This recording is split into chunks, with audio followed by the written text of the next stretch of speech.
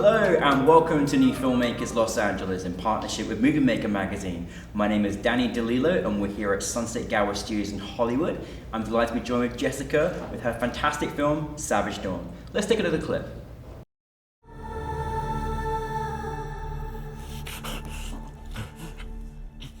Are you okay, sir? Oh, you hurt? Sir, can you hear me? Water.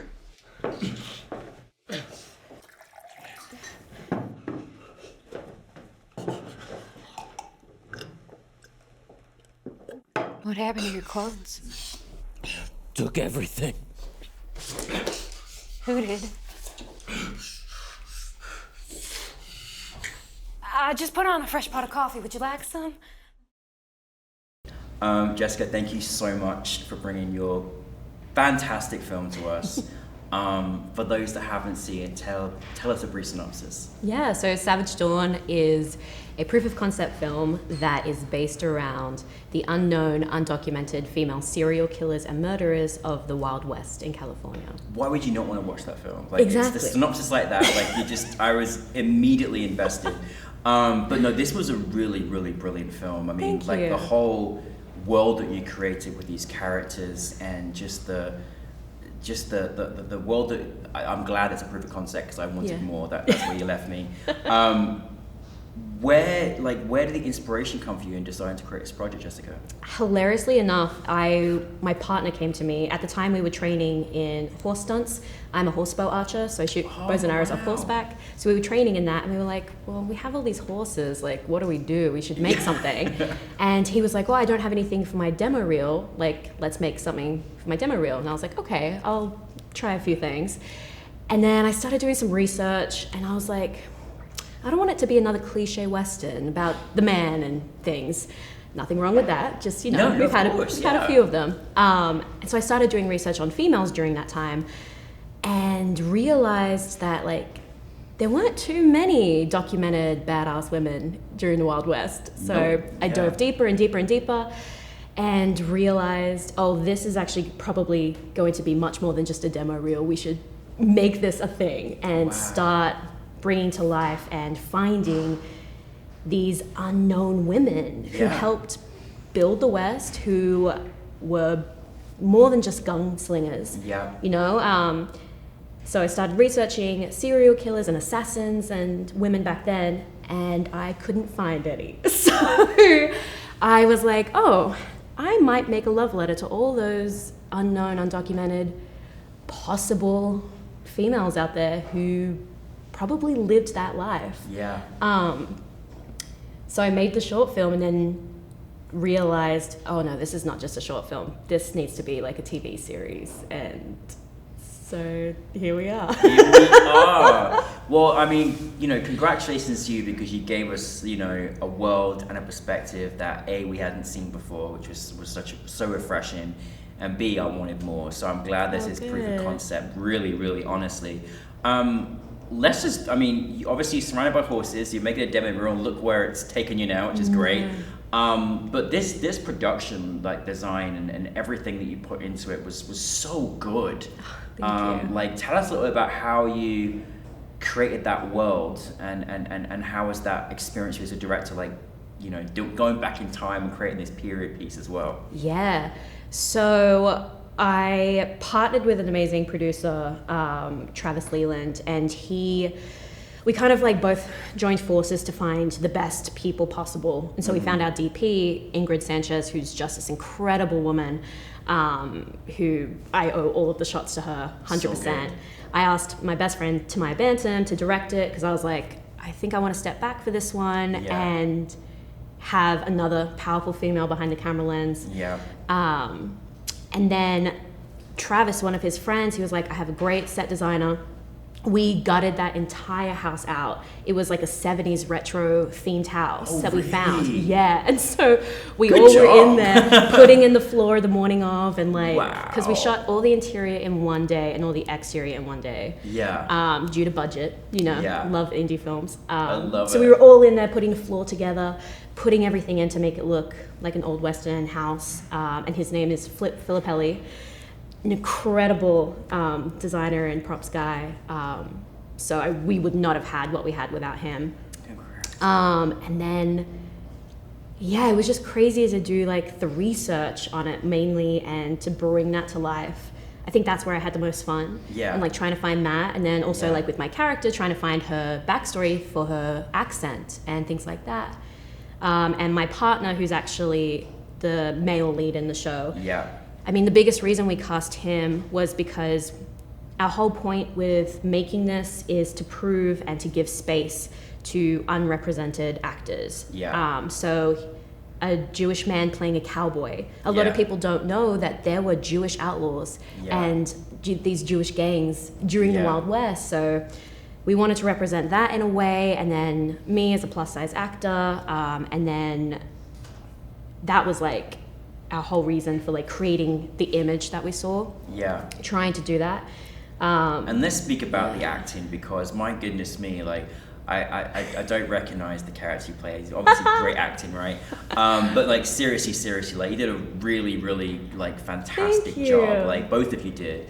And you just had very intriguing, you know, you're both extremely intriguing. I love kind of like how the story was led, was like, so what's going on here? Like we're all trying to work out these puzzles, and then the more and more you reveal, you're like, oh my goodness, this is amazing. Like, what was it like taking on a character like that? Like, that must have been pretty cool, right? Well, I mean, obviously, like, I wrote it for myself. So yeah, that was but like, also, you know, like, you get all the, I played to my strengths. At that time, I was Yeah. also training for stunts and things like that. So brought in my great friend, Philip Michael, to stunt coordinate it. And it was just so much fun. I mean, the biggest thing I wanted to make with her, with Grace, the lead, I didn't want to make her another scared little girl hiding in the corner. Yeah. Like, she's obviously a serial killer, and she's obviously going out and doing these horrible things.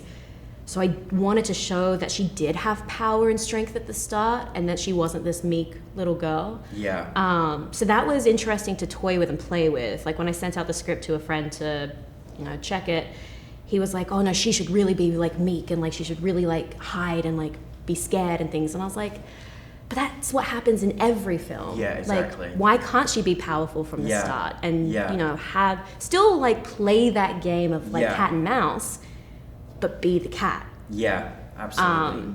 And the so that was complexity of like what was so nice as well is there was so much complexity to her character that we were constantly trying to like work her out the whole time, which was really fascinating experience. And then of course the big reveal. But you know, I mean, again, like this is it's such an admiration. Such admiration for when you create a piece that is obviously Wild West. You know, doing all this, you know, dialogue, how all those things kind of work together. What was the biggest challenge you had in making this particular project, if there was any? There was.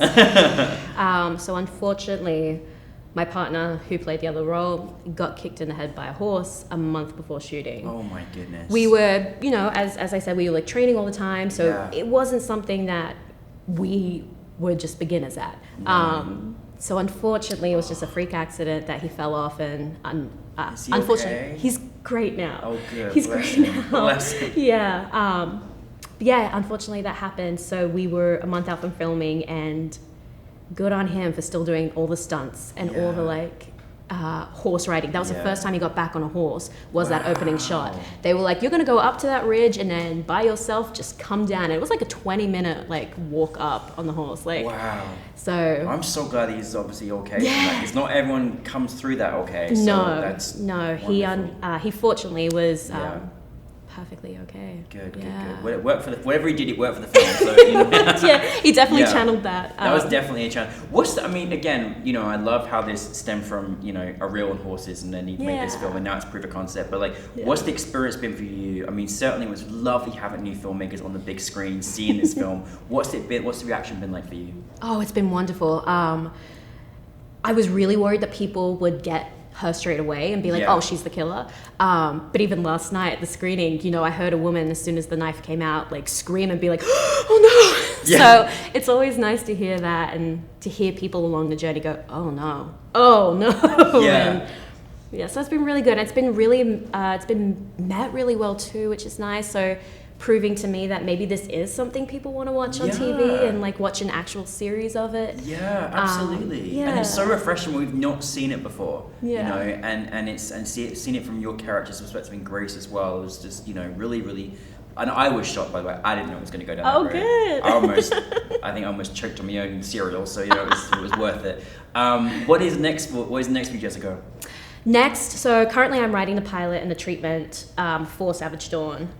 And then next month I'm actually filming a new film, my directorial debut. Congrats. Thank you. Third film, I was like, I might as well try it. Yeah, absolutely. But it's an Australian drama story about what it's like to be overseas while loved ones dying back home. Something that everybody knows and everybody can resonate with. Yeah. So that's going to be filmed next month with all Aussie expats. Really? The whole cast and crew is Aussie expats, so we're flying some friends out from New York to film it as well, and gathering a band of just Aussies who have, you know, moved abroad and trying to make a film together. That's beautiful. Well, I'm so delighted to hear that, and you know, best wishes for that shoot. That's going to be very special for you, I'm Thank sure. you. A little different to Savage Dawn. Yeah, definitely. a little different, a little closer to home, right? So Exactly. yeah, absolutely. You know, in your experience, you know, thus far as a filmmaker, like, is there any kind of advice that you go by that you could kind of share with our filmmaking audience? Trust your gut. Trust your gut. I'm going into my third film that I've made in 3 years, which is amazing. Yeah, I think the great. biggest thing I've learned is everybody will try to sway you their way. And that's okay sometimes, and that's perfectly okay. You need collaboration, you need people like that. But at the end of the day, if your gut is yelling at you that, oh no, this is the right way to do it, trust that. Because it's your film, it's your image, it's your creation. Yeah. So trust your gut, go with it. Oh, feel that energy. That's wonderful, Jessica. We needed to hear that. Thank you very much. Well, listen, congratulations on Savage Dawn. Thank you. Best wishes for the next project, and also making the TV series as well. And we're very happy to have you part of our new Filmmakers family. So thank you very much. Thank you so much. Thank you, Jessica, everybody.